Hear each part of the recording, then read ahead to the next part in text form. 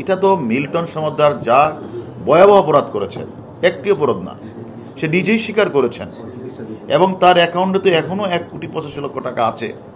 সে এতগুলি টাকা থাকার পরেও কাউকে চিকিৎসা না করান না, সে নিজেই হয়ে গেছেন মানে অপারেশন থিয়েটারের হেড। সে তার অপারেশন থিয়েটারে একটা ছুরি থাকে, কিছু ব্লেড থাকে, সে এগুলি দিয়ে সে তাদেরকে অপারেশন করায়।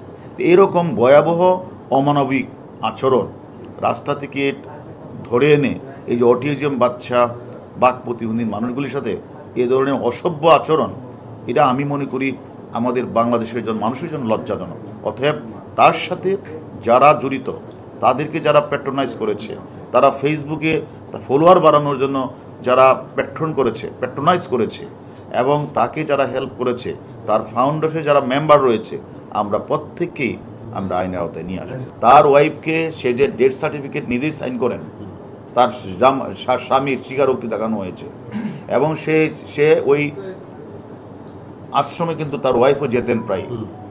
এবং এই অনিয়ম দেখার পরেও উনি কেন প্রতিবাদ করলেন না? উনি কেন থানাকে অবহিত করলেন না? একটা রোগী সেকে পিটানো হচ্ছে, সে নিজে অপারেশন রক্তক্ষরণে মারা যাচ্ছে, উনি একজন নার্স হিসেবে তার তো দায়িত্ব ছিল এগুলিকে থানায় বা মানে কি হাসপাতালে প্রেরণ করা।